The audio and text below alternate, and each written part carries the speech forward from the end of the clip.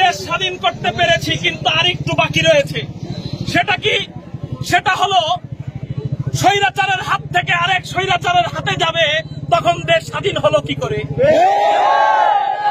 আমরা অন্য কোন স্বৈরাচারের হাতে এই দেশ দিতে চাই না। এই দেশ বহু জালেমদের মাধ্যমে, বহু ভিসা বিলাইদের মাধ্যমে চলেছে, আমরা দেখেছি তাদের দুর্নীতি। এই মুহূর্তে আমরা এই দেশ শাসন দেখতে চাই উলামায়ে কেরাম।